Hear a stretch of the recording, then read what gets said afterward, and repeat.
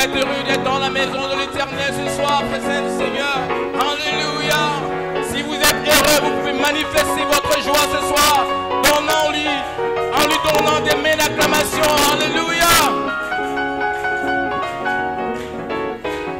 Avec chant et sourire, remplis-moi chaque jour dans une dernière fois. Remplis-moi chaque jour d'amour. Oh oui, quand je marche avec la colombe, on me laisse-moi marcher toujours avec chant. Remplis-moi chaque jour.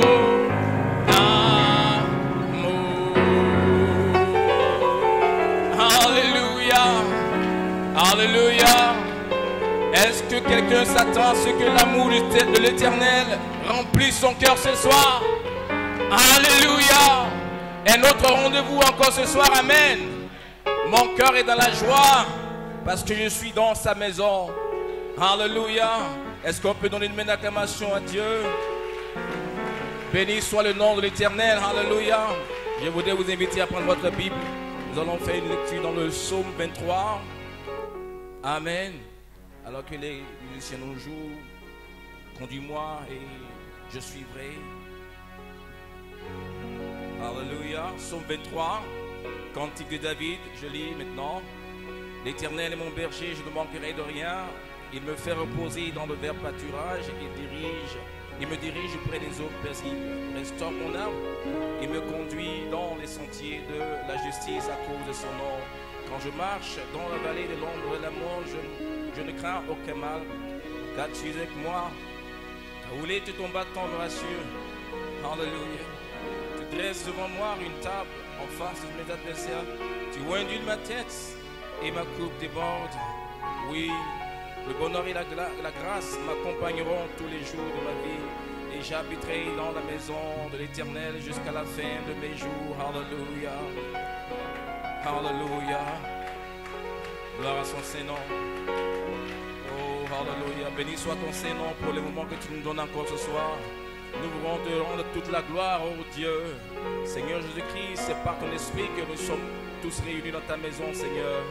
Père, oh Dieu, nous sommes dans une si grande attente, Seigneur, de voir nos cœurs remplis de ton esprit, Seigneur. Une nouvelle expérience pour quelqu'un quelque part. Père, oh Dieu, sois avec nous ce soir. Conduis-nous en toutes choses jusqu'à la prédication de ta parole, Seigneur Jésus-Christ, oh Dieu. Fais-le pour la gloire de ton royaume, Père, au nom de Jésus-Christ. Nous te prions. Amen. Alléluia. Alléluia.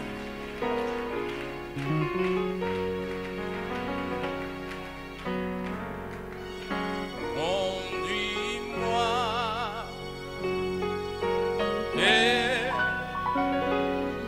je suis humain. Conduis-moi et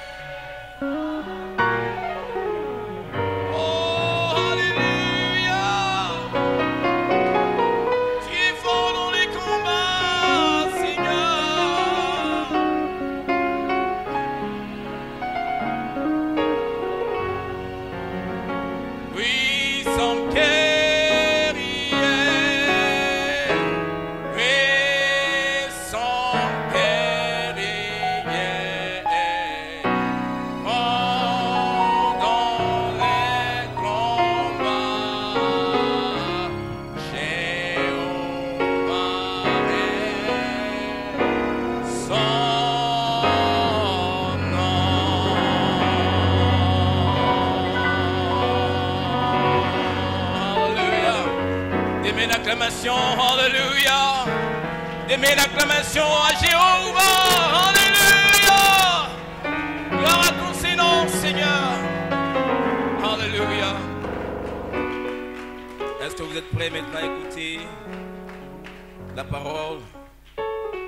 Ce soir, nous allons écouter la prédication intitulée « Le livre des Éphésiens est comparable au livre de Josué ». Soyez dans l'esprit, que le Seigneur vous bénisse. Amen.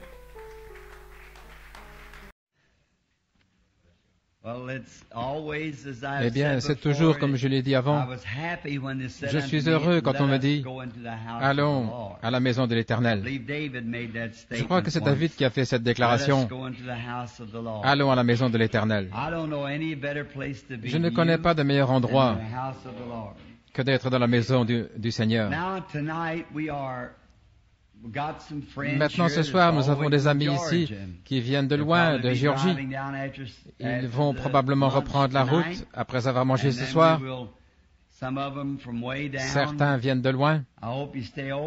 J'espère que vous allez rester. Les chambres que nous avons sont à votre disposition.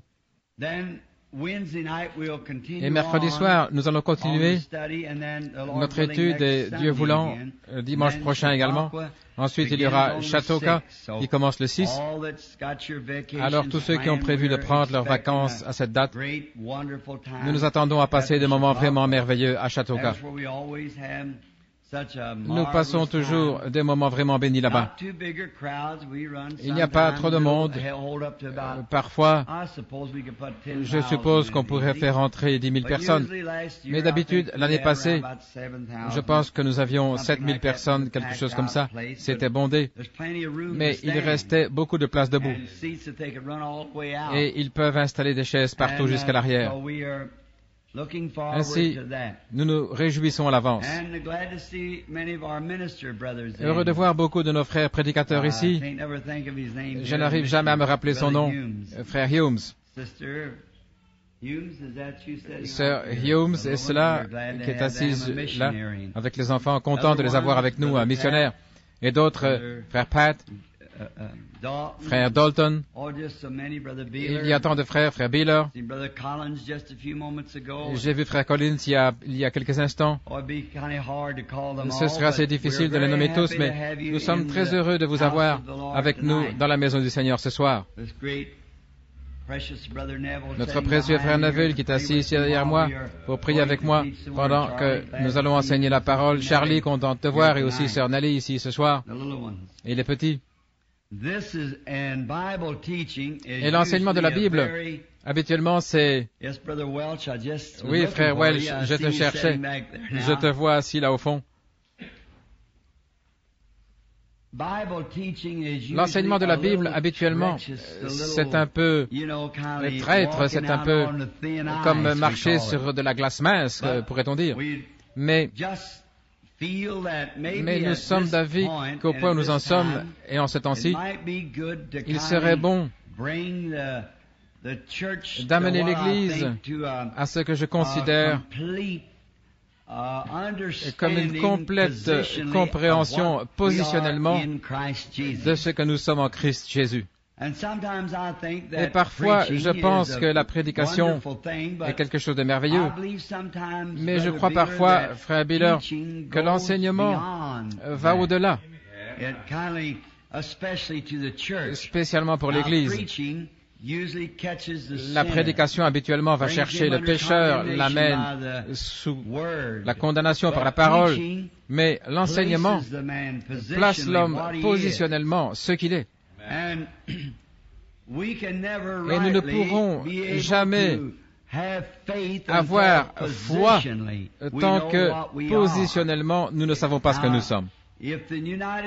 Si les États-Unis, ce beau pays, m'envoyaient en Russie comme ambassadeur de cette nation en Russie, alors, s'ils m'ont officiellement envoyé en Russie, toute la puissance que possèdent les États-Unis est derrière moi. Ma parole, c'est tout comme celle des États-Unis si j'ai été reconnu comme ambassadeur. Et alors, si Dieu nous a envoyés pour être ses ambassadeurs, toute la puissance qu'il y a dans le ciel, tout ce que Dieu est, tous ses anges et toute sa puissance sont là pour appuyer nos paroles. Si nous sommes correctement et des messagers ordonnés envoyés vers les gens, Dieu doit honorer la parole. Car il a écrit si solennellement, tout ce que vous lirez sur la terre, je le lirai dans les cieux. Tout ce que vous délirez sur la terre, je le délierai dans le ciel. Et je te donne les clés du royaume. Oh, de telles glorieuses promesses qu'il a données à l'Église. Après l'autre jour, beaucoup étaient ici ce matin, alors que j'essayais,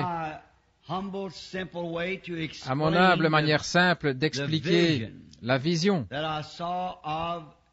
que j'ai eue du ciel.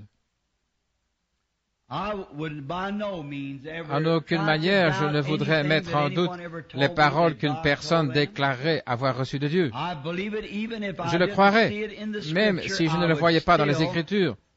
Malgré tout, je voudrais croire la parole de ce frère. Il se pourrait que je m'en tienne simplement à la Bible, mais quand même, je croirais que le frère peut tout simplement avoir mal compris, qu'il s'est peut-être un peu embrouillé. Malgré tout, je croirai toujours qu'il est mon frère.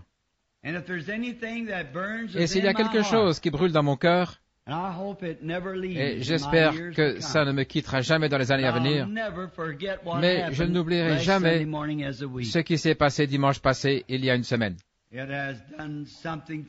Ça m'a fait quelque chose qui a révolutionné ma vie. Je ne crains pas.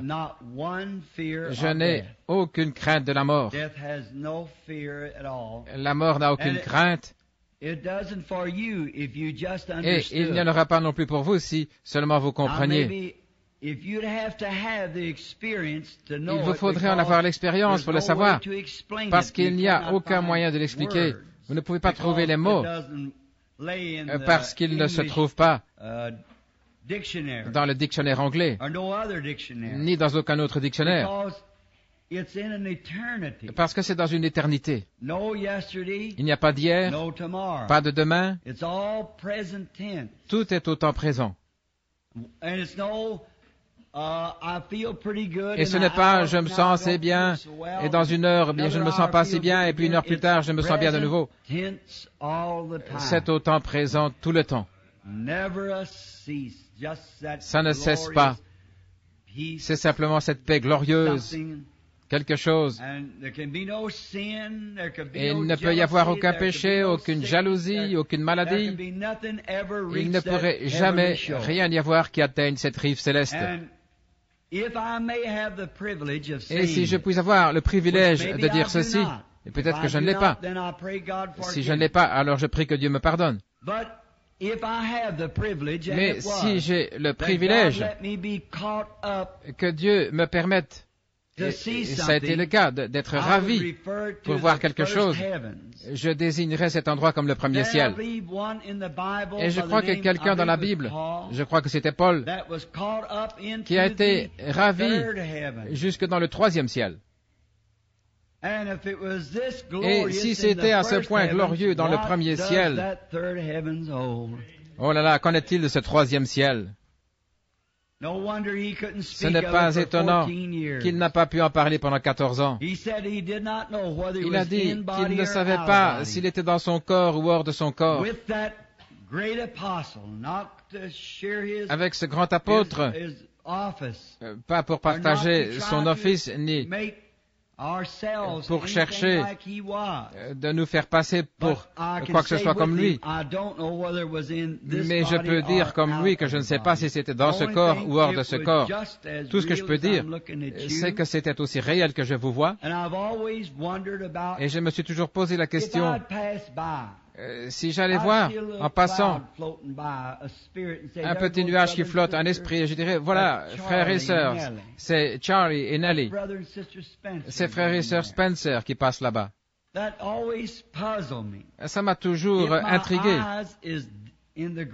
Si mes yeux sont dans la tombe, en train de dépérir, de se décomposer, si mes oreilles ne sont plus là pour entendre, et si mon sang a été complètement retiré, ils m'ont embaumé, il est dans les eaux, dans la terre, et que mes facultés mentales, les cellules de mon cerveau, tout ça s'est passé. Alors, comment pourrais-je autre chose qu'un esprit qui flotte là? Ça m'inquiétait. J'aimerais tellement dire, bonjour frère Pat. Oh, je suis si content de te voir. Hello frère Neville. J'aimerais tellement te voir. Et je pensais, eh bien, si je n'ai rien pour voir, pas de bouche pour parler, car elle est décomposée, c'est de la poussière. Comment pourrais-je dire bonjour frère Pat, bonjour frère Neville, et ainsi de suite. Salut Charlie. Mais maintenant je sais que c'est faux, car il est écrit dans les Écritures, ce que je dis n'est pas contraire. Si ce tabernacle terrestre est dissous, nous en avons un qui nous attend déjà. Un autre tabernacle qui a des yeux, des oreilles, des lèvres, des facultés mentales. Si ce tabernacle terrestre est dissous, c'est un corps dans lequel je peux toucher, je peux parler. Et maintenant, ça me vient tout juste. Et que Moïse était mort, et il reposait dans une tombe non marquée depuis 800 ans. Et Élisée, lui, il était monté dans le ciel 500 ans, mais depuis 500 ans, mais sur le mont de la transfiguration, on les a trouvés en train de parler avec Jésus. Et Samuel était mort depuis au moins 3 à 5 ans, quand la sorcière d'Endor l'a fait revenir, la magicienne, et elle est tombée la face contre terre, et elle a dit, « Tu m'as trompé, tu es Saül. » Elle a dit, parce que je vois des dieux, elle était une païenne, vous voyez, je vois des dieux qui montent. Et Saül ne pouvait pas encore le voir, alors il a dit, de quoi a-t-il l'air? Décris-le-moi. Elle dit, il est maigre et il a son manteau sur l'épaule. Il a dit, c'est Samuel le prophète. Fais-le venir ici devant moi. Je veux vous faire remarquer que Samuel n'avait absolument perdu sa personnalité. Il était toujours prophète. Il a dit à Saül exactement ce qui allait arriver le lendemain. Ainsi, vous voyez, la mort ne nous diminue pas complètement alors que nous pleurons, que nous gémissons et que nous nous lamentons sur la tombe. Elle ne fait que changer notre demeure. Elle nous emporte d'un endroit. L'âge, qu'est-ce que c'est? Si je vis 1 heure de plus, j'aurai survécu à bien des personnes de 16 ans ou de 5 ans. L'âge n'est rien. Nous avons été placés ici simplement dans un but, pour faire quelque chose.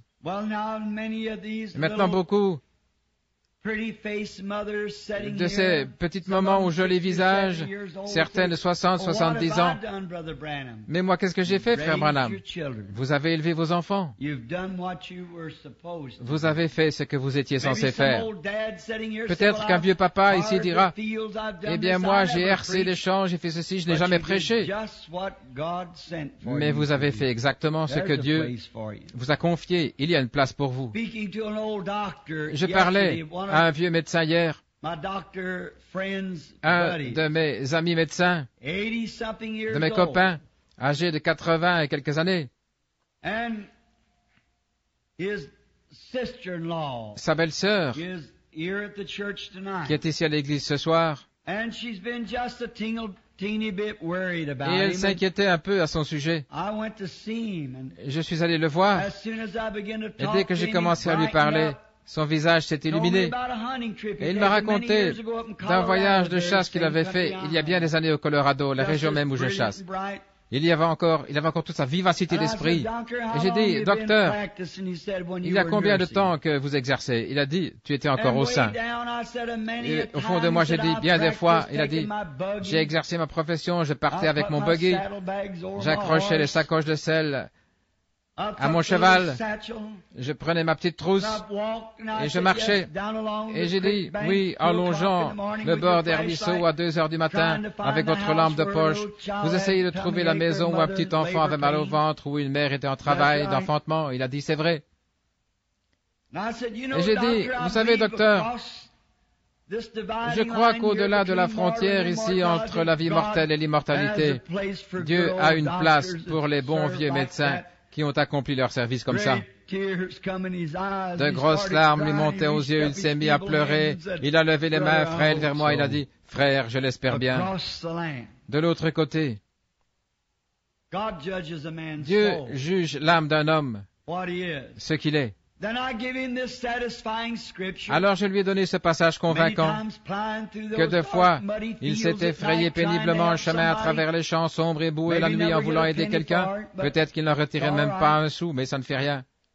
J'ai dit, Jésus a dit dans les Écritures, « Bénis sont les miséricordieux, car ils obtiendront miséricorde. » Et c'est vrai. Et ce soir, nous voulons placer l'Église pendant ces 3 leçons, si Dieu le permet.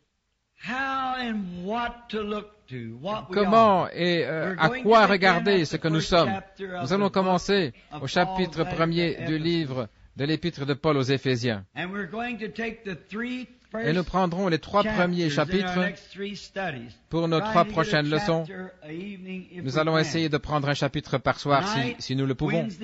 Ce soir, mercredi et dimanche prochain. Éphésiens chapitre 1. Alors que nous étudions ensemble, j'aimerais dire que ce livre aux Éphésiens est parfaitement parallèle au livre de Josué de l'Ancien Testament. Les Éphésiens, le livre des Éphésiens, maintenant souvenez-vous, s'il nous arrivait d'aller un peu à l'encontre de votre enseignement, alors pardonnez-nous et soyez patients avec nous. Avant d'ouvrir la parole, demandons-lui de nous aider alors que nous courbons la tête. Seigneur, nous nous approchons de ton écriture sainte et sacrée, qui est plus sûre que les cieux et la terre.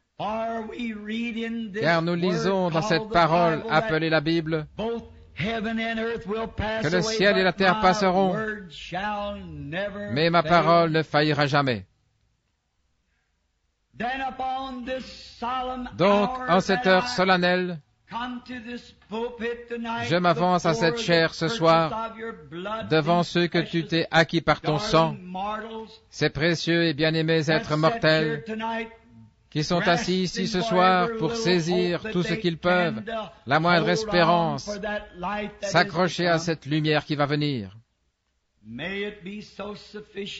Puisse-t-elle être tellement suffisante ce soir que chaque croyant ici verra sa position et que chaque personne qui n'est pas encore entrée dans cette glorieuse communion s'efforcera d'entrer dans le royaume, Seigneur, frappera à la porte jusqu'à ce que le gardien ouvre la porte.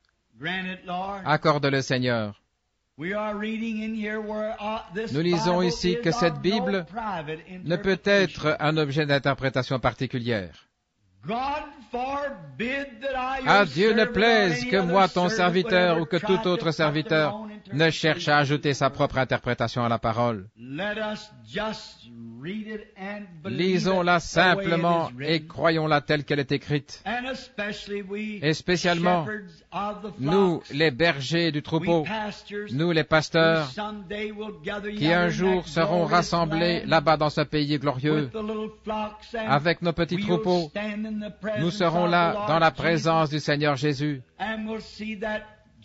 Et nous verrons paraître la génération de Paul et de Pierre et de Luc et de Marc et Matthieu et tous les autres, et nous les verrons être jugés avec leur groupe. Oh Dieu, veuille m'accorder de déposer 10 millions de trophées à tes pieds, alors qu'humblement je me traînerai sur mes genoux jusqu'à toi pour poser mes mains sur tes pieds précieux et dire, Seigneur, ils sont à toi. Oh Dieu, remplis-nous fraîchement de ton esprit et de ton amour et de ta bonté. Et puissions-nous, comme le poète l'a exprimé dans les psaumes il y a bien des années,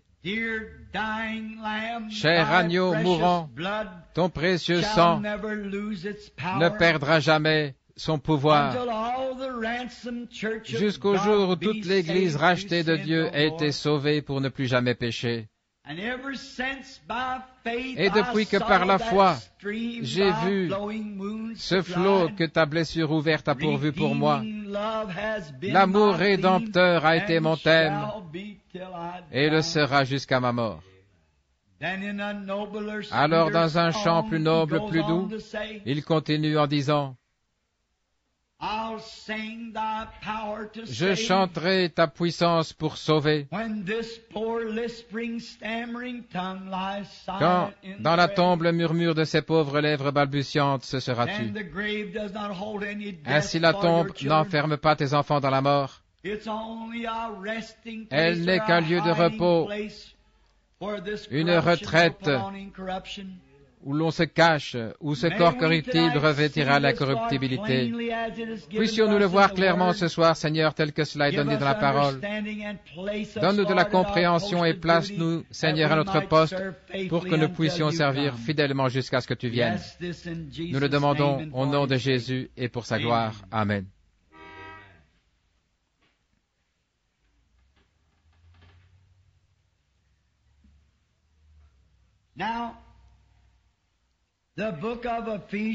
Maintenant, le livre des Éphésiens, comme je viens de le dire, à mon opinion, c'est l'un des plus grands livres du Nouveau Testament. Il nous amène, alors que le calvinisme part d'un côté et que la doctrine arménienne part de l'autre côté, mais le livre des Éphésiens tire les deux ensemble et place l'Église positionnellement. Alors j'ai typifié ce livre avec celui de Josué. Si vous remarquez, Israël est sorti d'Égypte et il y a eu 3 étapes à leur voyage. Une étape, c'était de quitter l'Égypte. L'étape suivante, c'était le désert. Et l'étape suivante, c'était Canaan. Maintenant, Canaan ne représente pas l'âge du millénium. Il représente seulement l'âge du vainqueur, la dispensation de la victoire, parce qu'en Canaan, il tuait, il brûlait des villes et s'en emparait. Il n'y aura pas de mort dans le millénium. Mais autre chose que cela fait, c'est qu'il montre la justification par la foi après qu'ils ont cru Moïse et qu'ils ont quitté l'Égypte, la sanctification en marchant sous la conduite de la colonne de feu et sous l'expiation de l'agneau du sacrifice dans le désert, et puis entrer dans le pays qui avait été promis. Maintenant, quel est le pays qui a été promis aux croyants du Nouveau Testament? La promesse, c'est le Saint-Esprit. Car il arrivera dans les derniers jours, dit Joël 2, 28, que je répandrai mon esprit sur toute chair. Vos fils et vos filles prophétiseront, sur mes servantes et sur celles qui sont à mon service. Je répandrai mon esprit et elles prophétiseront. Je montrerai des prodiges dans les cieux et sur la terre, des colonnes de feu, de la fumée, de la vapeur. Et Pierre a dit le jour de la Pentecôte, après avoir pris son texte et après avoir prêché, repentez-vous, chacun de vous, et soyez baptisés au nom de Jésus-Christ pour la rémission remettre, pardonner, ôter toutes les offenses passées. Avez-vous remarqué, Josué, avant de traverser le Jourdain, Josué a dit, passez à travers le camp, lavez vos vêtements, sanctifiez-vous chacun de vous, et qu'aucun homme ne s'approche de sa femme, car dans 3 jours, vous verrez la gloire de Dieu. Voyez-vous, c'est un processus, se préparer à hériter de la promesse. Maintenant, la promesse pour Israël, Dieu avait fait à Abraham la promesse du pays, la Palestine, qui devait être leur possession pour toujours. Et ils devaient demeurer dans ce pays-là pour toujours. Donc ils ont traversé 3 étapes pour en arriver à ce pays promis. Maintenant, c'est parfaitement typifié dans le Nouveau Testament. Comme je l'ai dit, si ceci va à l'encontre de certaines de vos idées, certains d'entre vous, chers amis nazaréens, Église de Dieu, etc., que cela ne vous blesse pas, mais regardez-y de près et observez les types, observez, et vous verrez si cela ne concorde pas parfaitement. Il y a eu 3 étapes à ce voyage-là, et il y a 3 étapes à ce voyage-ci. En effet, nous sommes justifiés par la foi en croyant au Seigneur Jésus-Christ. Abandonnant le pays d'Égypte, nous sortons. Ensuite, nous sommes sanctifiés par l'offrande de son sang. Nous sommes lavés de nos péchés et nous devenons des pèlerins et des voyageurs. Nous déclarons que nous cherchons un pays, une ville à venir, une promesse. Même chose pour Israël dans le désert. Ils étaient des voyageurs sans avoir de lieu de repos. Ils voyageaient nuit après nuit en suivant la colonne de feu. Mais finalement, ils sont arrivés au pays promis où ils se sont établis. C'est là qu'arrive le croyant. Premièrement, il reconnaît qu'il est pécheur. Ensuite, il est séparé par les eaux, par le lavage d'eau, par le sang, par le lavage d'eau, par la parole plutôt. Il croit au Seigneur Jésus-Christ. Alors étant justifié par la foi, il devient participant. Il est en paix avec Dieu par Christ.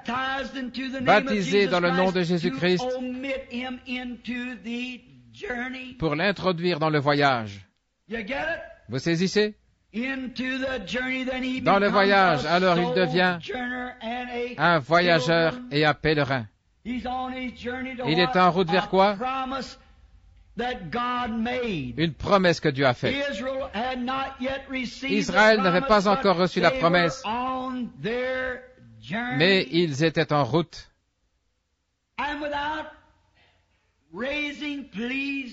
Et comprenez-moi bien, c'est là que vous, les Nazaréens et les pèlerins de la sainteté, c'est là que vous êtes tombés. Parce qu'Israël, quand ils sont arrivés là, à Kadesh Barnéa, les espions sont allés explorer le pays, ils ont dit le pays est très grand. Mais certains sont revenus en disant nous ne pouvons pas nous en emparer parce que les villes sont fortifiées, emmuraillées et tout. Mais Josué et Caleb se sont opposés en disant nous sommes plus que capables de nous en emparer.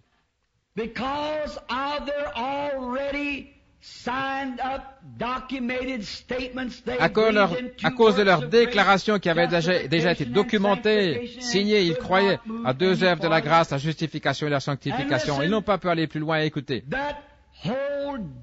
Toute cette génération a péri dans le désert. Sauf les 2 qui étaient allés dans le pays promis et en avaient ramené l'évidence que c'était un bon pays et que nous étions plus que capables de nous en emparer parce que c'était la promesse de Dieu. Alors, au lieu de continuer à avancer, de recevoir le Saint-Esprit, de parler en langue, de recevoir la puissance de Dieu, le baptême du Saint-Esprit, les signes, les prodiges et miracles, les gens se sont dit que tout ça démolirait leur tradition et leur doctrine. Et qu'est-ce qui est arrivé? Ils ont péri là, dans le pays. Mais les croyants, Caleb et Josué, qui continuaient à avancer vers la promesse, ils ont poursuivi leur route pour entrer dans le pays et ils se sont emparés du pays et ils se sont établis dans le pays. Ils en ont pris possession. Et nous ne nous arrêtons jamais à la justification, à la sanctification. Continuons à avancer jusqu'au baptême du Saint-Esprit. Ne nous arrêtons pas après avoir cru au Seigneur Jésus, après avoir été baptisés. Ne nous arrêtons pas parce qu'il nous a purifiés d'une vie de péché. Mais maintenant, pressons le pas vers une position, une promesse du baptême du Saint-Esprit. Car Pierre a dit le jour de la Pentecôte, la promesse est pour vous et vos enfants et pour ceux qui sont au loin, en aussi grand nombre que le Seigneur notre Dieu les appellera. Donc dans Éphésiens ici, nous place comme Josué positionnellement. Si vous remarquez, Josué, après avoir traversé le pays, il s'est emparé du pays. Ensuite, il a partagé le pays. Éphraïm ici, Manassé ici, et celui-là, là-bas, Gad ici, Benjamin ici. Il a partagé le pays. Et remarquez,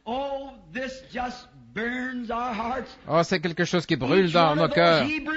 Chacune de ces mères hébraïques, en donnant naissance à ses enfants, elle a donné le nom précis de l'endroit où ils seraient placés positionnellement dans le pays promis, dans leur douleur d'enfantement. Oh, c'est une grande étude. Si nous pouvions y entrer en détail, ça prendrait des heures et des heures. Un jour, quand on aura arrangé l'église, j'aimerais venir et prendre un mois complet ou deux. Rien que rester là-dessus. Et regardez, quand chacune de ces mères s'est écriée, Éphraïm, quand elle était en travail, le plaçant positionnellement là où il aurait les pieds dans l'huile. Exactement, pour chacun d'eux. Là où ils étaient, et Josué, sans le savoir, mais par inspiration, conduit par le Saint-Esprit, après être entré dans le pays promis, il a donné à chaque homme sa promesse, exactement ce que le Saint-Esprit avait promis à leur naissance là-bas. Et comment Dieu a placé certains dans l'Église par les douleurs d'enfantement. Oh, parfois elles sont terribles. Quand une église gémit sous la persécution du monde extérieur, croyant au Seigneur Jésus, croyant que la promesse du Saint-Esprit est tout aussi réelle pour nous qu'elle l'était à la Pentecôte, des gémissements et des pleurs dans les douleurs d'enfantement. Mais une fois qu'ils sont nés, et nés positionnellement dans le royaume de Dieu, alors le Saint-Esprit a placé dans l'Église certains comme apôtres, certains comme prophètes, certains comme docteurs, certains comme pasteurs, certains comme évangélistes. Et puis, il a donné là le parler en langue, l'interprétation des langues, la connaissance, la sagesse, des dons de guérison, toutes sortes de miracles. Là où en est l'Église, et c'est mon but ici, l'Église est toujours en train d'essayer de prendre la place de quelqu'un d'autre. Mais ne faites pas ça. Vous ne pouvez pas cultiver du blé sur le terrain d'Éphraïm si vous êtes Manassé. Vous devez prendre votre place en Christ, la prendre positionnellement.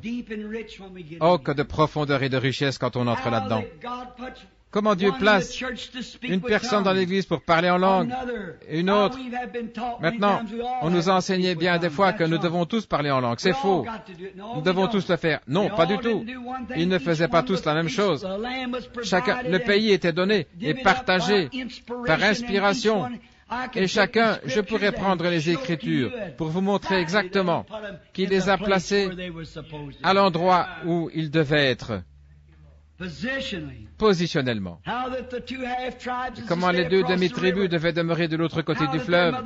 Leur mère l'avait dit en gémissant à leur naissance. Et chaque endroit tel qu'il devait être. Et maintenant, ça ne veut pas dire que vous n'aurez plus à faire la guerre. Vous devez encore vous battre pour chaque pouce de terrain sur lequel vous entrez. Vous voyez, Canaan ne représentait pas le glorieux ciel, parce qu'il y a de la guerre, des problèmes, des massacres, des batailles et tout. Mais par contre, il représentait ceci. Il faut que ce soit une marche parfaite. Et c'est là où l'Église faillit aujourd'hui, dans cette marche. Savez-vous que même votre conduite peut empêcher quelqu'un d'être guéri? Votre inconduite des péchés non confessés, à vous les croyants, cela peut provoquer la faillite amère de cette Église. Et au jour du jugement, vous serez responsable de tout cela. Vous dites, attendez, frère Branham, c'est la vérité. Pensez-y. Josué, après avoir traversé dans le pays, Dieu lui a fait la promesse. Pensez un petit peu. Il a combattu pendant une campagne complète sans perdre un homme, sans même une égratignure, sans qu'il y ait besoin d'une infirmière ou des premiers secours ou d'un pansement. Dieu a dit, le pays t'appartient, va combattre. Pensez-y, se battre pendant toute une campagne et il n'y a pas de croix rouge. Il n'y aura personne de blessé. Et ils ont tué les Amoréens et les Hétiens et il n'y a pas eu un seul blessé parmi eux jusqu'à ce que le péché entre dans le camp. Et lorsqu'Achan a pris ce manteau babylonien et ce lingot d'or et qu'il les a cachés sous son campement, alors le lendemain, ils ont perdu 16 hommes. Josué a dit, stop, stop, attendez une minute, il y a quelque chose qui ne va pas. Il y a quelque chose qui ne va pas ici. Nous allons publier un jeûne de 7 jours. Dieu nous a fait la promesse que rien ne nous ferait de mal, que nos ennemis tomberaient à nos pieds. Alors il y a quelque chose qui ne va pas ici. Quelque chose est allé de travers quelque part. Parce que nous avons 16 hommes morts ici, ce sont nos frères israélites et ils sont morts. Pourquoi sont-ils morts, ces hommes innocents? Parce qu'un homme est sorti de la ligne.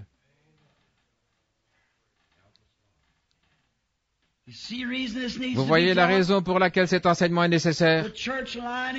L'Église doit s'aligner avec la parole de Dieu, s'aligner avec Dieu, s'aligner les uns avec les autres, marcher d'une manière parfaite, droite, sobrement devant tous dans la crainte de Dieu. À cause d'un homme qui a volé un manteau et qui a fait quelque chose qu'il n'aurait pas dû faire, ça a pris la vie de 16 hommes. Je pense que c'était 16, peut-être plus. Je crois que c'est 16 hommes qui sont morts. Josué a publié, il a dit, il y a quelque chose qui ne va pas. Dieu a fait la promesse. Et il y a quelque chose qui ne va pas. Quand nous faisons venir les malades devant nous et qu'ils ne sont pas guéris, il nous faut publier un jeûne solennel, convoquer une assemblée. Il y a quelque chose qui ne va pas quelque part. Dieu a fait la promesse, Dieu doit se tenir à cette promesse et il s'y tiendra.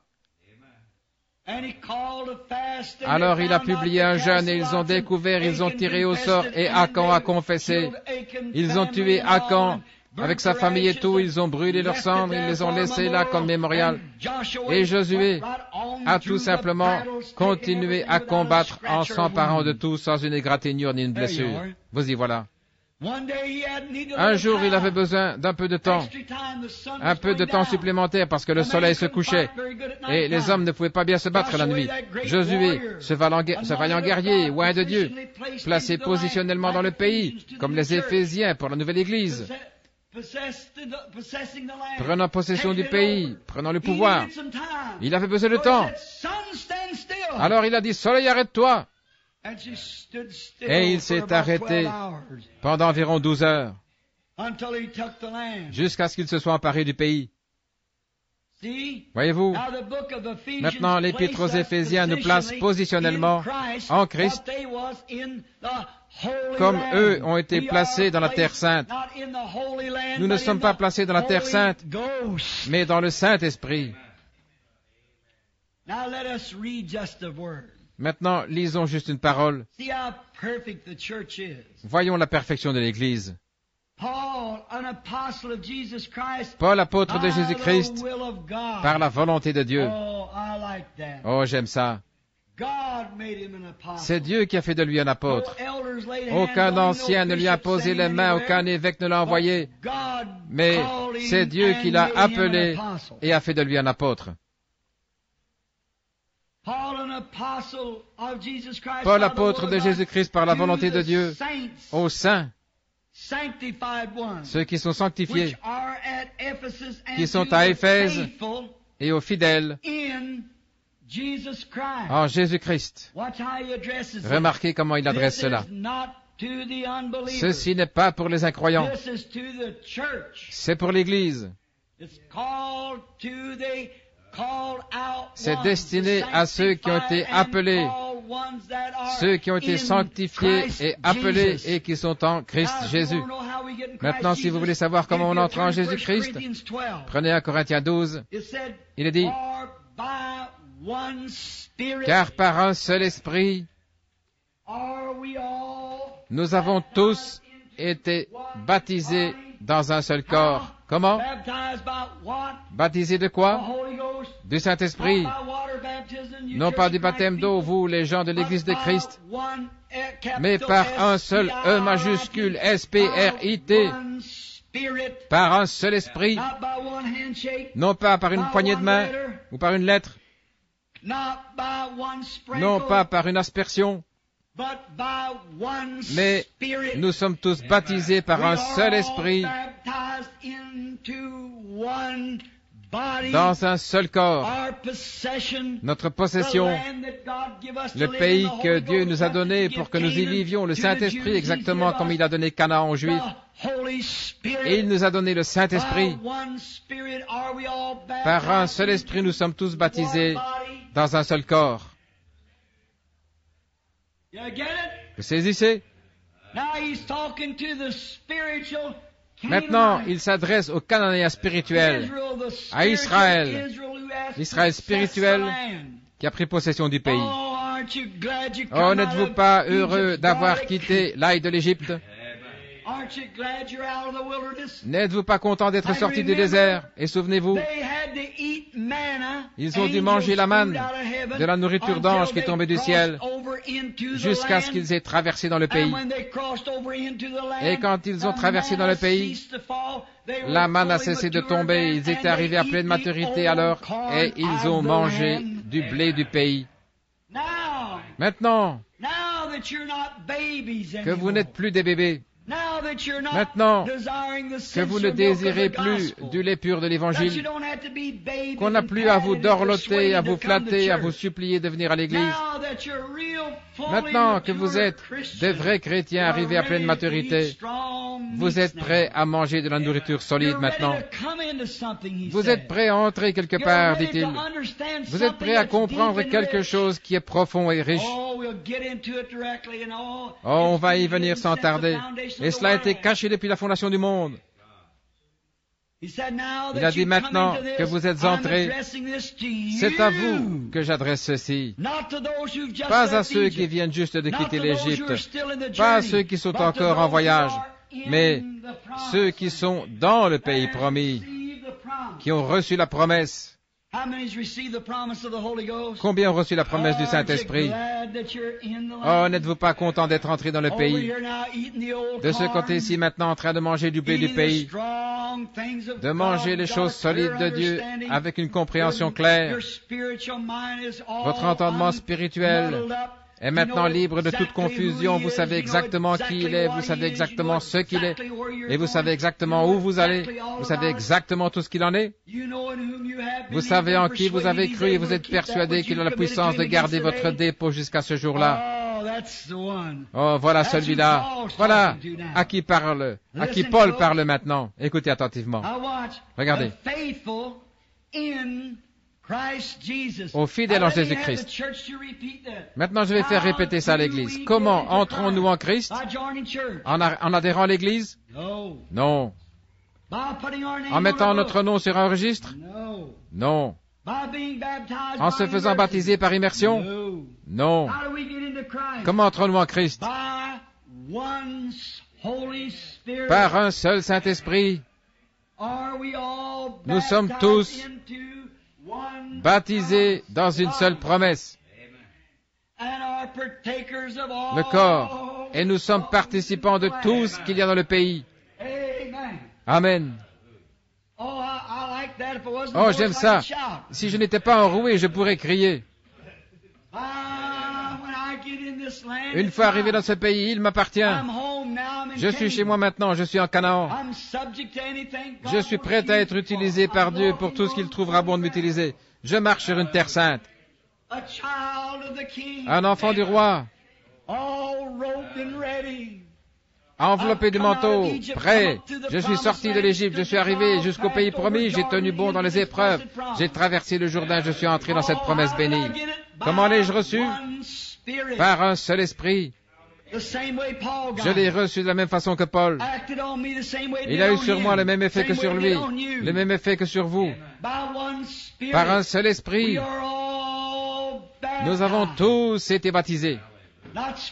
Non pas aspergés, juste une petite aspersion pour se sentir bien, mais immergés, plongés dedans,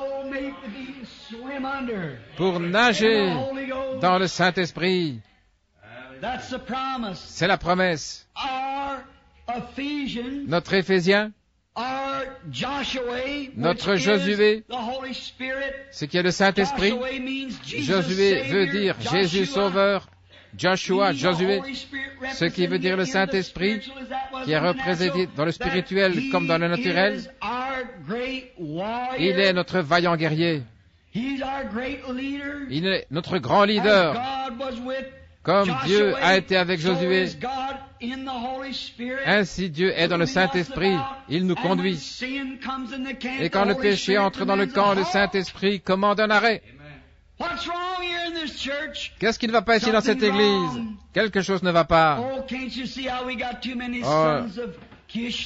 voyez bien qu'on a trop de fils de Kis en ce moment, trop de Saül, qui sortent des séminaires et des écoles de théologie et qui vont enseigner ces choses pernicieuses, comme la Bible a dit qu'ils le feraient. Ils semblent ne pas avoir la foi, ils se séparent de vous, ils n'ont aucune communion avec vous, et ainsi de suite. Ayant l'apparence de la piété, mais reniant ce qui en fait la force, et éloigne-toi de ces hommes-là. Ils ne savent pas d'où ils viennent, ils ne peuvent donner aucune raison. Je répète ici les paroles de frère Booth Cliburn, un de mes amis. S'il y a quelque chose au monde qui est illégitime, quelque chose qui n'a pas été créé par Dieu, eh bien c'est bien un mulet. Un mulet, c'est ce qu'il y a de plus bas. Il ne sait pas ce qu'il est. Il ne peut plus se reproduire. Un mulet ne peut pas être accouplé à une mule pour produire un mulet. Il est fini. Il ne sait pas d'où vient son papa, il ne connaît pas sa maman. Car il est un petit âne et en même temps une jument. Dieu n'a jamais fait ça. Ne rendez pas Dieu responsable d'une chose pareille. Dieu n'a jamais ça. Dieu a dit tout produira selon son espèce. Oui, monsieur. Mais un mulet, son papa était un âne et sa maman était une jument. Ainsi, il ne connaît pas du tout son appartenance. C'est un cheval qui essaie d'être un mulet ou un cheval qui essaie d'être un âne ou un âne qui essaie d'être un cheval. Il ne connaît pas du tout son appartenance. Et c'est ce qu'il y a de plus têtu au monde. Vous ne pouvez jamais lui faire confiance. Et c'est comme ça avec beaucoup de gens dans l'Église. Ils ne savent pas qui est leur papa, ils ne savent pas qui est leur maman. Tout ce qu'ils savent, c'est qu'ils sont soit presbytériens, méthodistes, baptistes, pentecôtistes ou quelque chose. Ils ne savent pas d'où ils viennent. Et un âne, vous aurez beau crier après lui tant que vous voulez, il restera là avec ses grandes oreilles en train de vous regarder. Vous avez beau leur prêcher toute la nuit, ils ne savent rien de plus quand ils repartent que quand ils sont arrivés. Ça c'est bien vrai. Je ne veux pas être blessant, mais je vais vous dire la vérité. Par contre, il y a une chose qu'ils sont capables de faire, ce sont de bons travailleurs. Oh, ils ne font qu'à travailler.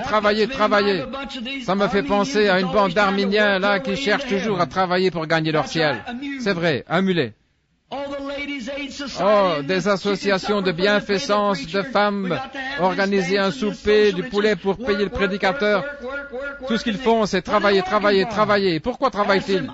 Demandez-leur. Avez-vous reçu le Saint-Esprit depuis que vous avez cru? Ils dressent leurs oreilles. Ils n'ont aucune idée de leur appartenance. Qu'est-ce que vous entendez par là? Que voulez-vous dire? Qu'est-ce que vous entendez par le Saint-Esprit? Je n'en ai jamais entendu parler. Oh, vous devez être une espèce de fanatique. Vous voyez, ils ne savent pas qui était leur papa ni leur maman. Et il faut toujours leur donner des coups quand on a quelque chose à faire. Un coup par ici, un coup par là. C'est vrai, un vieux mulet. Mais, je vous le dis, vous n'avez pas à faire ça quand vous avez un vrai pur sang. Un seul coup de cravache, et voilà frère, il est parti. Il sait ce qu'il fait. Oh, que c'est agréable de monter un pur sang. Oh, que c'est plaisant de dire, vas-y mon gars, oh là là. Vous faites mieux de vous tenir, sinon il laissera la selle dans les airs. C'est ainsi que sont les vrais chrétiens pur sang. Alléluia. Recevez le Saint-Esprit. Repentez-vous chacun de vous et soyez baptisés au nom de Jésus-Christ pour la rémission de vos péchés. Ils sont partis. À toute vitesse, les voilà à l'eau, ils sont partis. Ils ne peuvent trouver de repos ni jour ni nuit tant qu'ils n'ont pas reçu le Saint-Esprit. Pourquoi? Vous savez, un chrétien sait qui est son papa. Vous voyez, il en faut deux pour faire une naissance. C'est exact. Papa et maman. Le mulet, il ne sait pas qui est son papa ni sa maman. Mais nous savons qui étaient papa et maman. Car nous sommes nés de la parole écrite de Dieu, confirmée par l'Esprit. Le jour de la Pentecôte, Pierre a dit, si vous vous repentez et que vous faites baptiser, chacun de vous au nom de Jésus-Christ, pour la rémission de vos péchés, vous recevrez le don du Saint-Esprit. Et frère, un vrai chrétien né de nouveau, oh là là, son esprit, aussitôt qu'il reçoit la parole, il reçoit le Saint-Esprit. Demandez-lui quelque chose à ce moment-là. Il sait où il se tient. Crois-tu à la guérison divine? Amen. Crois-tu à la seconde venue? Amen. Demandez ça à un mulet. La religion du mulet. Je ne sais pas, une fois le docteur Jones a dit, ah c'est ça, fais comme Saül, voyez. Oh, ils ne savent pas. Eh bien, je vais vous dire, mon église n'est pas sûre à ce sujet. Oh frère, mais un homme et une femme qui sont nés de nouveau, ils sont aussi sûrs de la venue du Seigneur Jésus. Ils sont aussi sûrs qu'ils ont le Saint-Esprit, qu'il y a un Saint-Esprit à être donné. Jésus a dit, la femme au puits, nous nous adorons sur cette montagne, et les Juifs, ils adorent à Jérusalem. Il a dit, femme, écoute mes paroles. L'heure vient, et elle est déjà venue, où le Père cherche ceux qui l'adoreront en esprit et en vérité. Ta parole est la vérité. Et tout homme qui lira la Bible et croira chaque parole qui est dite dans cette Bible et suivra cette directive, il recevra le même Saint-Esprit qu'eux, de la même façon qu'ils l'ont reçu, avec les mêmes résultats qu'eux, avec la même puissance qu'eux, quand ils l'ont reçu. Il sait qui était son papa et sa maman. Il sait qu'il est lavé dans le sang de Jésus-Christ, né de l'Esprit, rempli de l'onction de Dieu. Il sait où il se tient.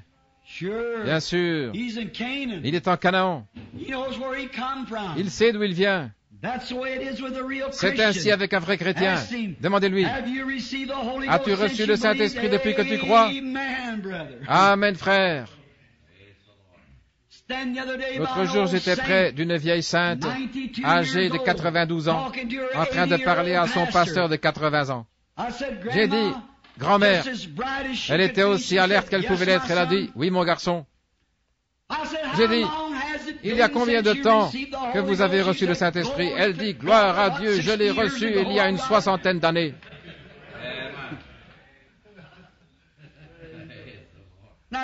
Maintenant, si elle avait été une mule, elle aurait dit, attends un petit peu, j'ai été confirmé et aspergé à l'âge de... Bon, c'est sûr, ils m'ont prise comme membre de l'Église, j'ai apporté ma lettre à tel et tel. Oh, miséricorde, ils ne connaissent même pas leur appartenance. Mais elle savait d'où venait son droit d'aînesse. Elle était là quand c'est arrivé. Elle était née de l'eau et de l'esprit. Elle savait. Et l'eau, par le lavage d'eau, par la parole. Il faut la parole. Maintenant, regardez à qui c'est adressé. À ceux qui sont en Jésus-Christ. Paul, maintenant, souvenez-vous, je mets beaucoup de temps, mais je ne terminerai pas ce chapitre ici. Seulement, je vais me dépêcher. Vous aimez ça? Oh, ça nous fait voir où nous en sommes. Mais ce n'est pas possible rien qu'en une soirée.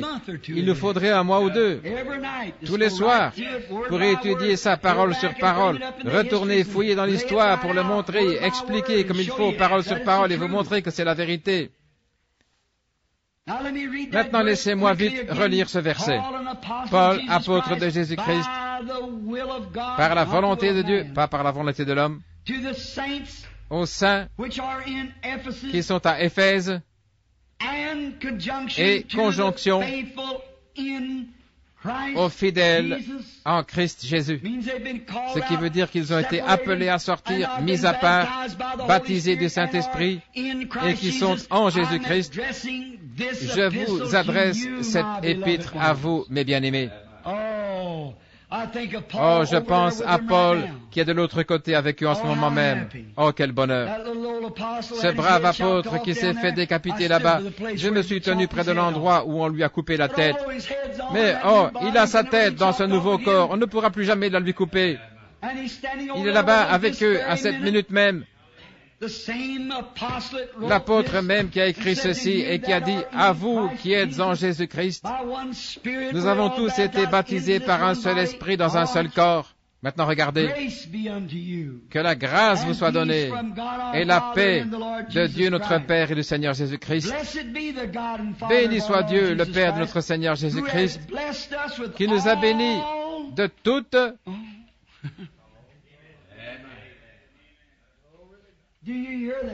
Tu entends ça, Charlie? Il nous a bénis de toutes bénédictions spirituelles. Pas simplement quelques-unes pour les apôtres et quelques-unes, mais il nous a bénis de toutes les bénédictions spirituelles. Le même Saint-Esprit qui est descendu le jour de la Pentecôte est le même Saint-Esprit ici ce soir. Le même Saint-Esprit qui a fait crier Marie, qui l'a fait parler en langue, se réjouir et qui l'a béni. Elle s'est réjouie. C'est le même Saint-Esprit ici ce soir. C'est le même Saint-Esprit qui a laissé Paul dans ce bateau rempli d'eau et prêt à couler pendant 14 jours et nuits, sans lune ni étoile. Il voyait sur les vagues un démon qui le regardait, les dents brillantes, qui disait « Je vais te faire couler là, mon vieux. Je te tiens là maintenant. » Et Paul est allé prier un moment. Voilà qu'un ange s'est tenu. Ne crains pas, Paul. Ce bateau va s'échouer sur une île. Vas-y, mange ton souper, tout va bien maintenant. Le voilà qui arrive, ses bras décharnés, liés de chaînes. Il les traînait à ses pieds, il a dit, « Oh, homme, prenez courage, car le Dieu, l'ange de Dieu dont je suis le serviteur, m'est apparu et m'a dit, « Paul, ne crains pas. Ce même Saint-Esprit est ici ce soir, le même Esprit de Dieu. Nous dispensons les mêmes bénédictions spirituelles. » Il nous a bénis de toutes sortes de bénédictions spirituelles dans les lieux célestes. Oh, arrêtons-nous encore une minute ici. Dans les lieux célestes. Maintenant, pas simplement n'importe où, mais dans les lieux célestes. Nous sommes assemblés dans les lieux célestes. Ça veut dire que la position du croyant, c'est-à-dire que si j'ai prié, que vous aussi, et que l'Église est dans une atmosphère de prière, et que nous sommes prêts à recevoir le message, et que nous sommes assemblés ensemble, des saints, appelés à sortir, baptisés du Saint-Esprit, remplis des bénédictions de Dieu, appelés, élus, assis ensemble dans le lieu céleste, maintenant, nous sommes célestes dans nos âmes. Notre esprit nous a fait entrer dans une atmosphère céleste. Oh, frère! Vas-y, voilà. Une atmosphère céleste. Qu'est-ce qui pourrait arriver ce soir? Qu'est-ce qui pourrait arriver ce soir si nous étions assis ici dans une atmosphère céleste et que le Saint-Esprit fasse vibrer le cœur de chaque personne qui est régénérée et qui est devenue une nouvelle créature en Christ Jésus? Tous les péchés sous le sang, dans une adoration parfaite avec les mains levées vers Dieu et nos cœurs élevés, assis dans les lieux célestes en Christ Jésus, adorant ensemble dans les lieux célestes. Vous est-il arrivé d'être assis là? Oh, j'y ai été au point de pleurer de joie et de dire, oh Dieu, ne me laisse jamais sortir d'ici. Simplement les lieux célestes en Christ Jésus. Il nous bénit de quoi? La guérison divine, la préscience, la révélation, les visions, les puissances, les langues, les interprétations, la sagesse, la connaissance, toutes les bénédictions célestes, une joie inexprimable et pleine de gloire. Chaque cœur rempli de l'Esprit, marchant ensemble, assis ensemble dans les lieux célestes. Pas une seule mauvaise pensée parmi nous, pas une seule cigarette fumée, pas une seule robe courte, pas un seul ceci, cela ou autre, pas une seule mauvaise pensée, personne qui ait quoi que ce soit contre quelqu'un d'autre, tout le monde qui parle avec amour et dans l'harmonie, tout le monde d'un même accord, dans un même lieu, et tout à coup il vient du ciel un bruit comme celui d'un vent impétueux. Vous y voilà. Il nous a bénis de toute bénédiction spirituelle. Alors le Saint-Esprit pourrait descendre sur quelqu'un et dire, ainsi dit le Seigneur, va à tel endroit et fais telle chose. Regardez la chose arriver comme ça. Ainsi dit le Seigneur, fais telle chose à tel endroit. Regardez la chose arriver exactement comme ça. Il nous a bénis ensemble de toutes les bénédictions célestes dans les lieux célestes. Regardez. Selon qu'il nous a choisis. Est-ce que nous l'avons choisi ou c'est lui qui nous a choisis? C'est lui qui nous a choisis. Quand? Le soir où nous l'avons accepté? Selon qu'il nous a choisis en lui avant la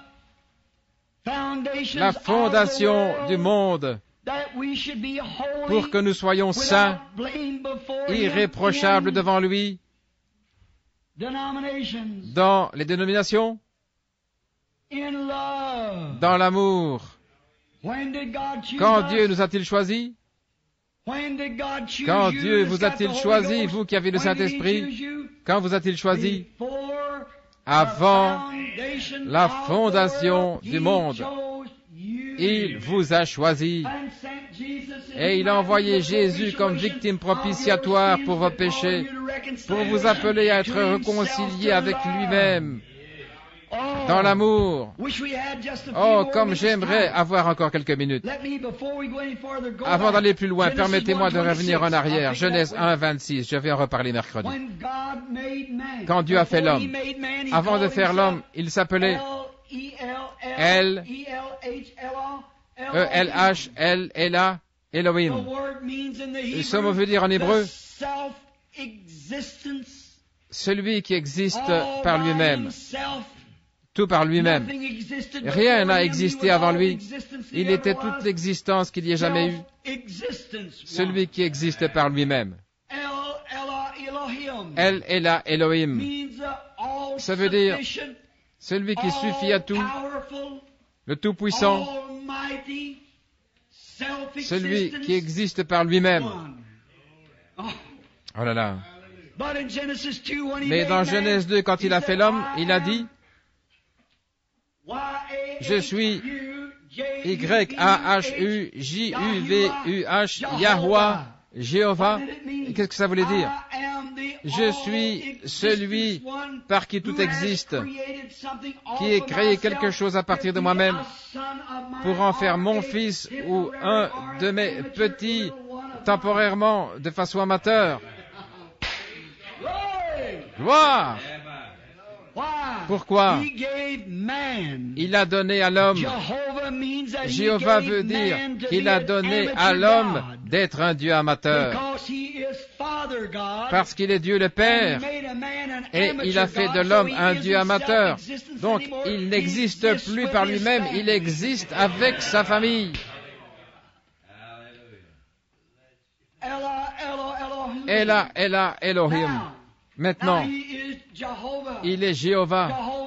Jéhovah, ça veut dire celui qui existe avec sa famille. Dieu a fait l'homme pour qu'il domine sur toute la terre. Il avait la domination. Et la terre était sous la domination de l'homme. Est-ce que ce sont les Écritures? Donc, si c'est sa propriété, il était Dieu sur la terre.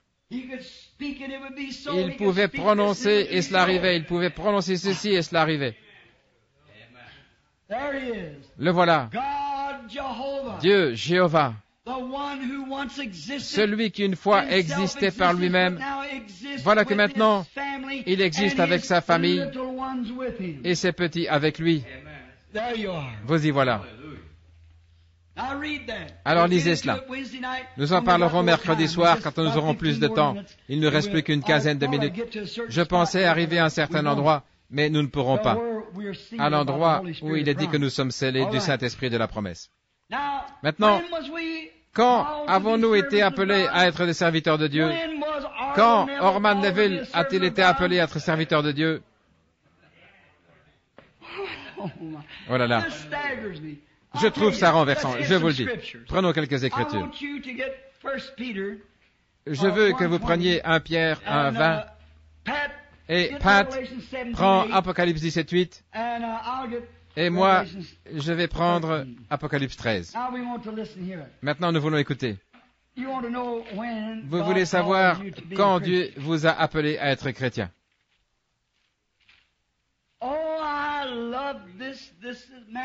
Oh, j'aime ça.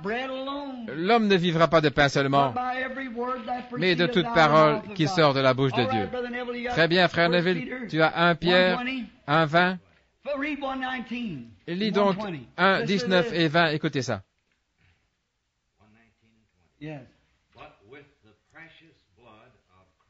Mais avec le sang précieux de Christ, comme d'un agneau sans défaut et sans tache, prédestiné avant la fondation du monde, et manifesté à la fin des temps à cause de vous.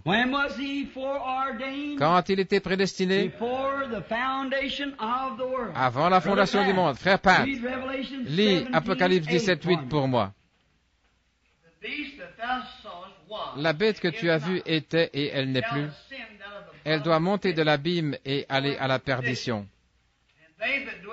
Et les habitants de la terre, ceux dont le nom n'a pas été écrit dès la fondation du monde dans le livre de vie, s'étonneront en voyant la bête parce qu'elle était et qu'elle n'est plus et qu'elle reparaîtra. Qui va être séduit? Qui va être séduit par cette personne religieuse comme Saül l'était? Cette personne tellement rusée et tellement parfaite que ça séduirait les élus? Si c'était possible. Très bien. Apocalypse 13:8, je vais vous le lire. Et tous les habitants de la terre, tous les habitants de la terre l'adoreront, ceux dont le nom n'a pas été écrit dans le livre de vie de l'agneau immolé avant la fondation du monde. Quand nos noms ont-ils été écrits dans le livre de vie de l'agneau? Quand l'agneau a été immolé avant la fondation du monde. Alors que Dieu était Jéhovah, El, Ela, Elohim, celui qui existe par lui-même. Il était comme un énorme, un grand diamant, et il ne pouvait pas être autre chose. Mais à l'intérieur de ce diamant, il y avait ses attributs d'être un sauveur. Parmi ses attributs qu'il avait en lui, d'être un guérisseur. Il n'avait rien à sauver, rien à guérir. Mais ses attributs ont produit cela. Ainsi donc, avant la fondation du monde, alors qu'il connaissait tout ce qu'il allait manifester, qu'il allait être un sauveur, qu'il allait venir pour être fait chair et habiter parmi nous, et qu'il savait que par ses meurtrissures nous allions être guéris. Il a immolé l'agneau dans son livre avant la fondation du monde, et il a écrit votre nom dans ce livre avant la fondation du monde. Écoutez bien ceci. La prédestination regarde en arrière vers la préscience, je veux dire l'élection. L'élection regarde en arrière vers la préscience et la prédestination se tourne vers la destinée.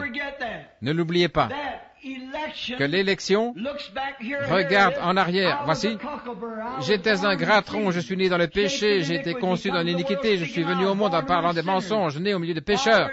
Mon père et ma mère, toute ma famille, c'était des pécheurs, j'étais un gratron. Mais tout à coup, je suis devenu un grain de blé. Comment est-ce arrivé? Ça, qu'est-ce que c'est? C'est l'élection. Dieu, avant la fondation du monde, a élu ce gratron pour devenir un grain de blé. Maintenant, je sais que je suis un grain de blé parce que je suis sauvé. Comment ça? Je regarde en arrière et je vois qu'il l'avait prédestiné il y a bien longtemps. Par sa préscience, il a vu que je l'aimerais.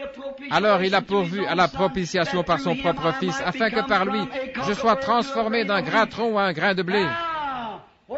Maintenant, où en suis-je? Je suis sauvé. Je marche dans la grâce de Dieu. Que voit la prédestination? La destinée. Où va-t-il m'emmener? Où vais-je? Vous y voilà. Vous y voilà. Maintenant, lisons un peu plus loin.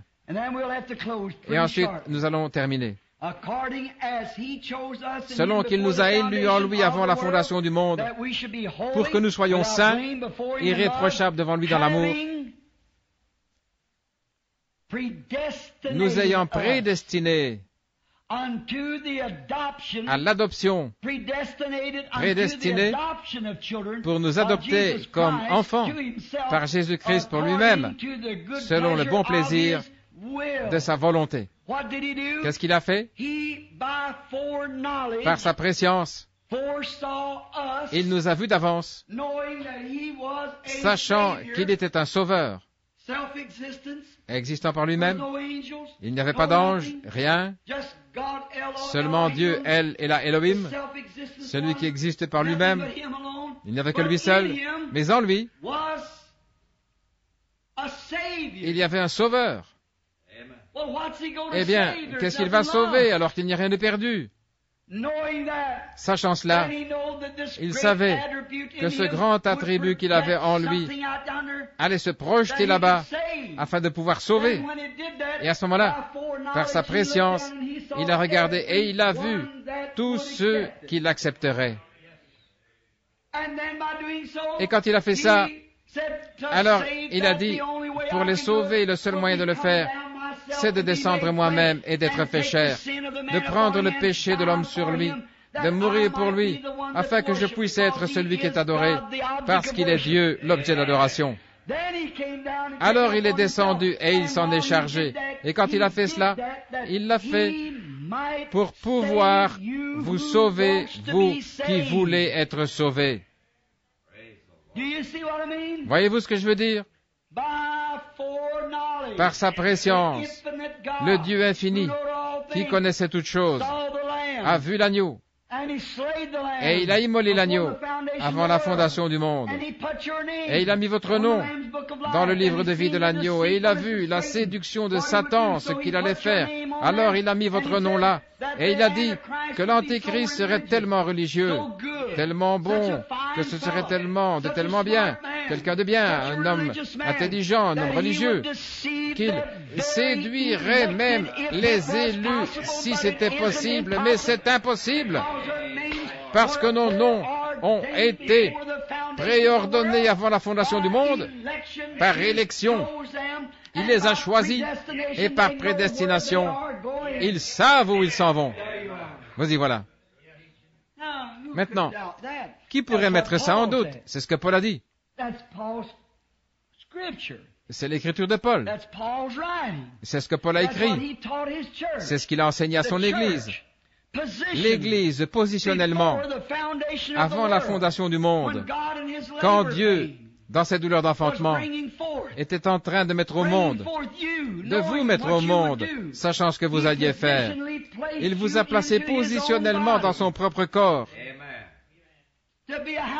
pour être une ménagère, pour être un fermier, pour être un prédicateur, pour être un prophète, pour être ceci ou cela. Il vous a placé positionnellement.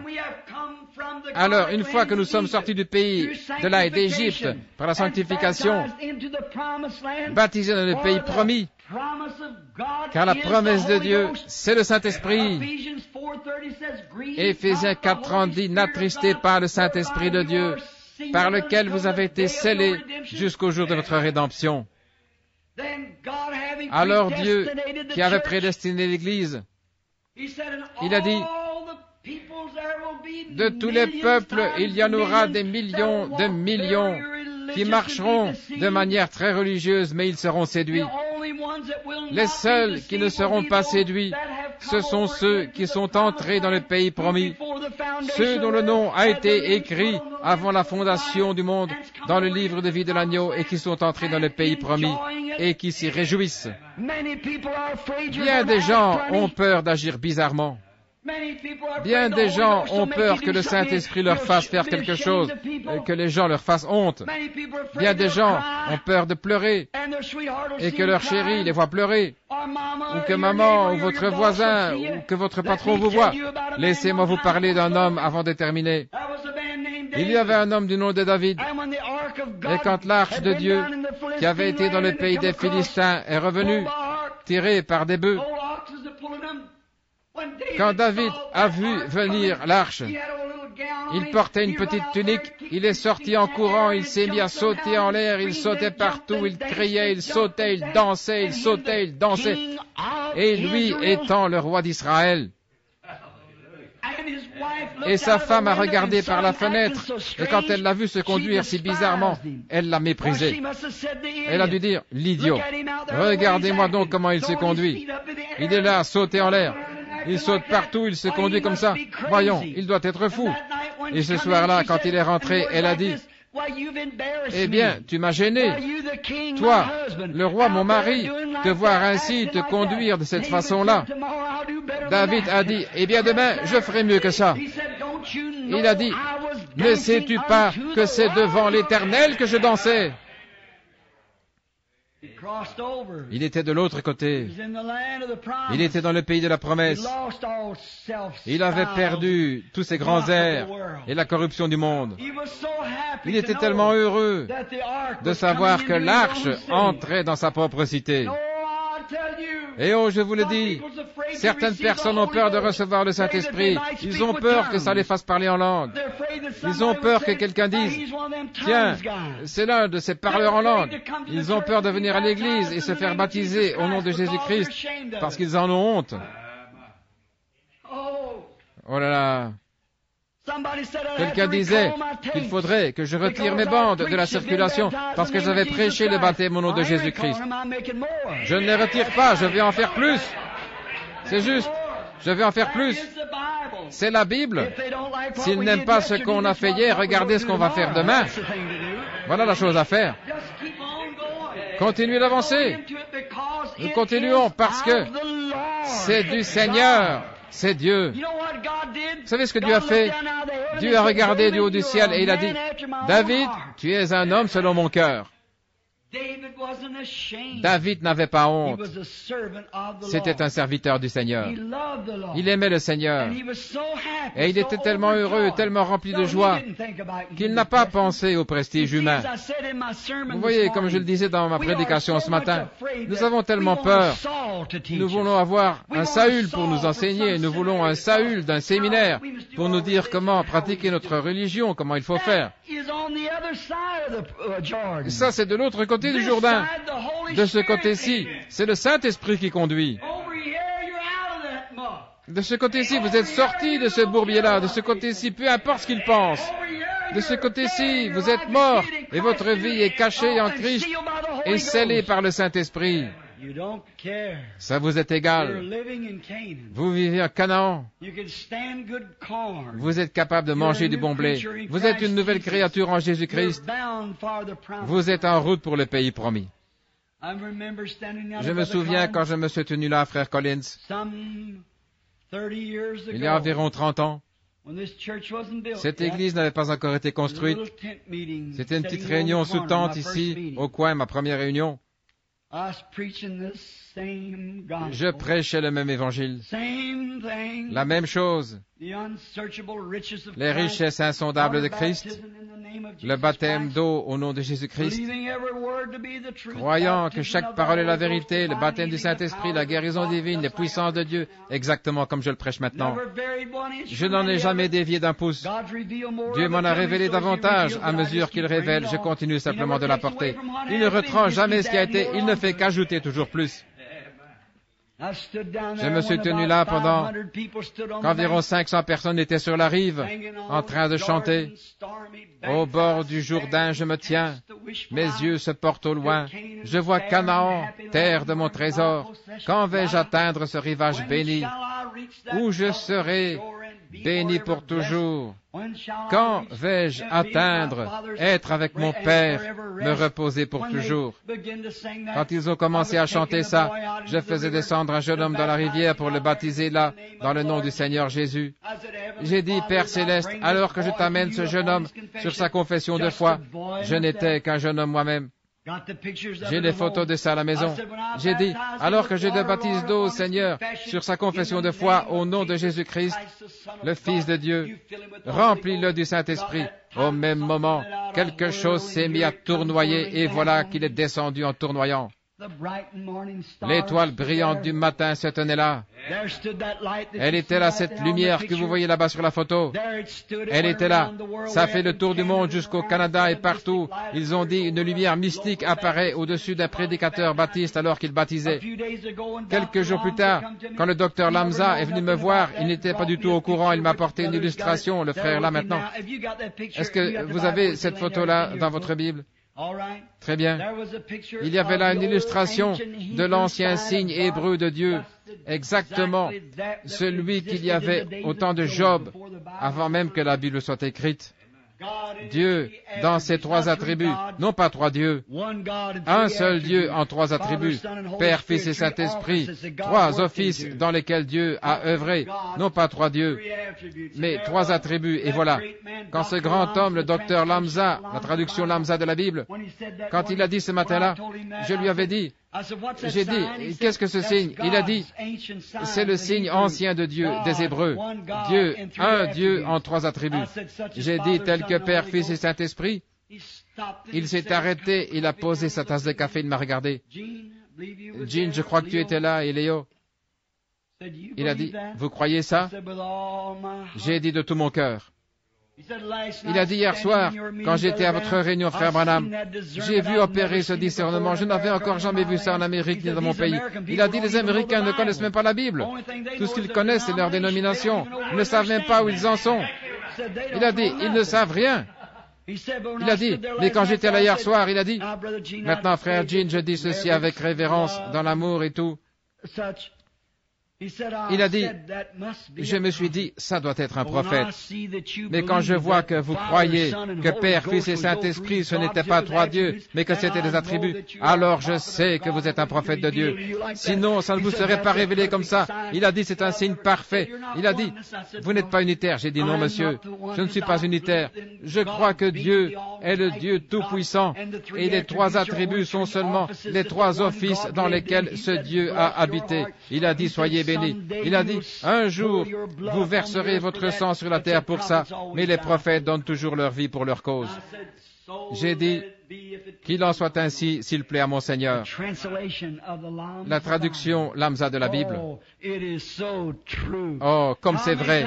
Combien de fois je le dis à cette église, comme Samuel l'avait dit avant qu'il choisisse Saül, avant d'aller adhérer à une dénomination et de vous retrouver complètement lié par une religion quelconque, pourquoi ne pas laisser le Saint-Esprit vous conduire? Pourquoi ne pas prendre Dieu comme votre conducteur et le laisser vous bénir? Oubliez votre dénomination. Maintenant, je ne vous dis pas de ne pas appartenir à une église dénominationnelle. Vous appartenez à l'église que vous voulez, c'est votre affaire. Mais ce que je vous dis, en tant qu'individu, laissez le Saint-Esprit vous conduire. Lisez la Bible, et ce que la Bible vous dit de faire, faites-le. Que Dieu vous bénisse. Maintenant, j'ai attendu longtemps. Je me demande s'il y a des gens ici qui voulaient passer dans la ligne de prière, compris pour eux. S'ils veulent lever la main. 1, 2, 3, très bien. Alors, si vous voulez vous avancer, nous allons prier. Nous allons prier et puis je vais faire quelque chose d'autre officiellement avant de terminer. Combien aiment l'étude du livre des Galates? Je veux dire des Éphésiens. Mercredi soir, nous allons entrer dans le sceau. Et puis, dimanche matin prochain, on entrera dans le placement positionnel de l'Église. On va probablement aborder ça mercredi soir qui vient, pour vous ici de Jeffersonville, placer l'Église positionnellement, chacun à sa place. Chacun. Nous sommes appelés par adoption. Dieu nous a adoptés pour être ses fils. Nous sommes fils par naissance, adoptés et placés positionnellement par le Saint-Esprit. Regardez. Ils étaient tous hébreux quand ils ont traversé le fleuve. Mais Josué a partagé le pays. Il a donné à chacun son terrain, selon ce que la mère de chacun avait dit à leur naissance, ce que le Saint-Esprit lui avait dit. Regardez Jacob quand il allait mourir, un prophète, aveugle. Il s'est mis au lit et il a dit, « Venez, vous, fils de Jacob, et je vous dirai où vous serez au dernier jour. » Oh, je sais que j'ai peut-être l'air bizarre. Les gens ont peut-être l'air bizarre, mais oh, si seulement vous connaissiez l'assurance, le feu qui brûle dans le cœur. Venez et je vous dirai où vous serez au dernier jour.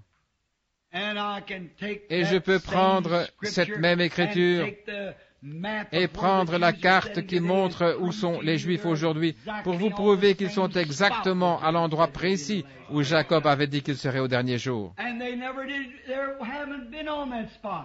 Et ils n'ont pas été là avant qu'ils y retournent maintenant depuis le 7 mai 1946, le soir où l'ange du Seigneur m'est apparu là et m'a confié cette mission. Et je peux vous montrer que quand ils sont retournés dans le nouveau pays, ils se sont retrouvés à l'endroit précis où Jacob avait dit qu'ils seraient. Et les voilà aujourd'hui. Oh là là, oh là là. Nous sommes un jour plus près de rentrer à la maison. Vous, chers amis, vous qui êtes malades, sinon vous ne seriez pas là. Je suis votre frère. J'ai reçu la commission de Dieu de prier pour les malades. Non pas que j'ai le pouvoir de guérir, je ne l'ai pas, mais j'ai le pouvoir de la prière. Comme je disais ce matin, David n'avait rien d'autre qu'une petite fronde. Mais il a dit, je sais ce qu'elle peut faire avec la puissance de Dieu. Tout ce que j'ai, c'est une petite prière que je peux offrir pour vous, et mes mains, pour vous imposer les mains. Mais je sais ce que la foi en Dieu peut faire. Ce qu'elle a fait pour d'autres, elle le fera aussi pour vous. Croyez-le maintenant alors que vous vous avancez juste un petit peu plus près. Maintenant, je me demande, pour que ceci soit vraiment efficace, je vais demander à mon frère ici de venir les oindre d'huile. Je vais demander à l'Église de courber la tête. Maintenant, souvenez-vous.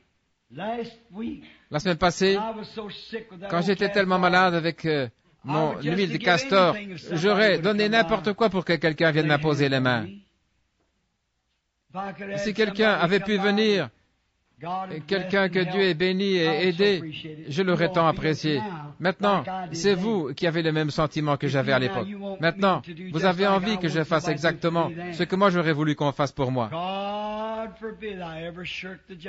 Dieu ne plaise que je manque jamais à ma tâche, que j'y aille toujours, même si je suis fatigué ou épuisé, même si j'ai de la peine à mettre un pied devant l'autre, que j'y aille, parce que je vais vous rencontrer, chacun de vous encore, dans ce pays là-bas.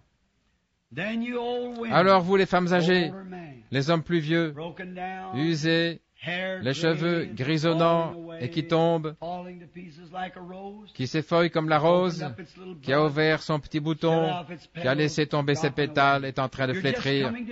Vous êtes en train de tomber en morceaux, n'est-ce pas? C'est exact. Et la seule chose qui vous retient ici, c'est que vous voulez resplendir pour la gloire de Dieu.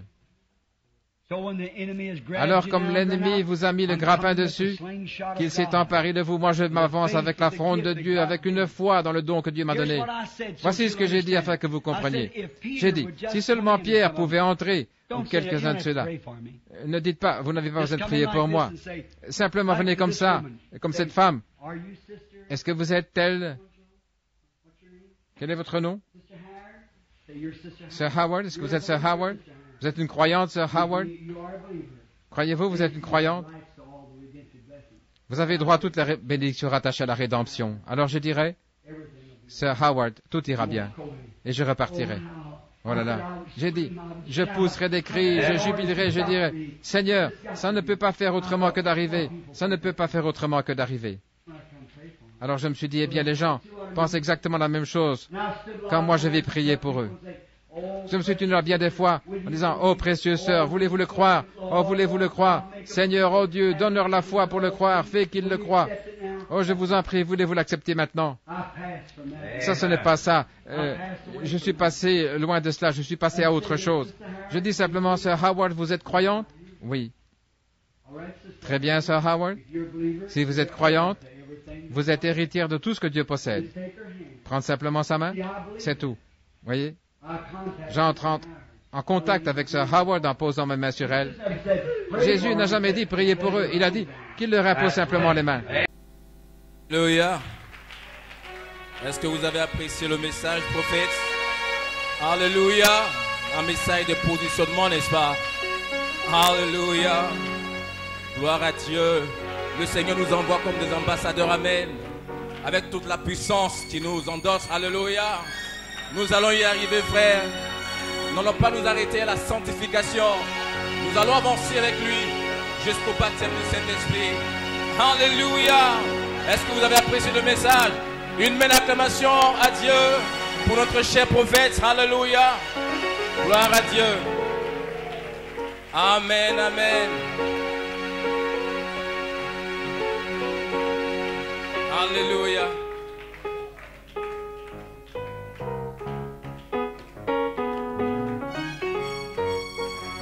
Chantons ensemble ce chant.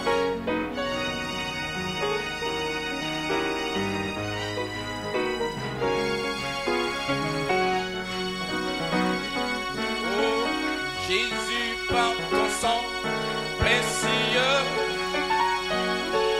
enlève mon iniquité. Regarde-moi du haut des cieux. Dis-moi que tu m'as tout pardonné. J'ai longtemps erré sans. Alléluia. Oh, mais j'entends ta voix qui m'appelle. Au pied de ta croix, maintenant, oui, tout confus.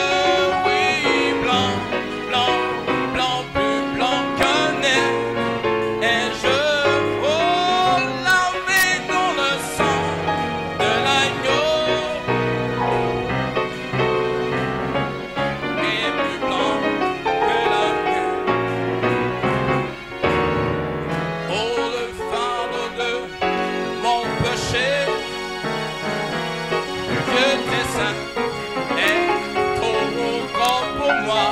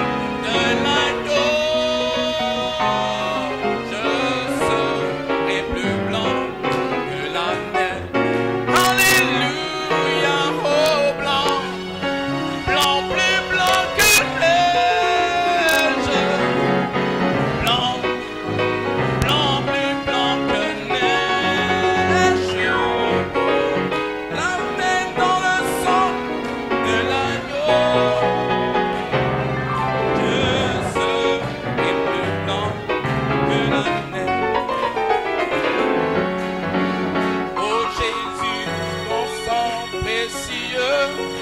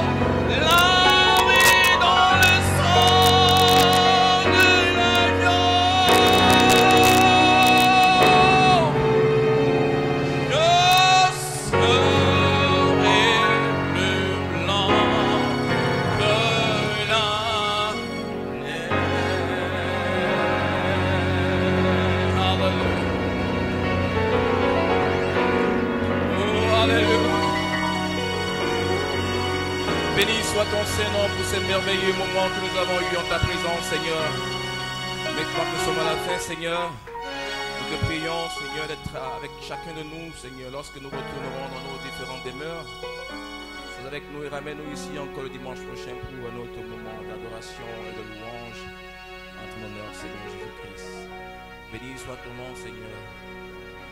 Ô Père, que soit toute la louange et la gloire, Seigneur. Au nom de Jésus-Christ, nous demandons toutes ces bénédictions, Père. Amen. Que le Seigneur vous bénisse. On se retrouve ici le dimanche. Alléluia. Les diables peuvent nous faire sortir. Amen. Alléluia.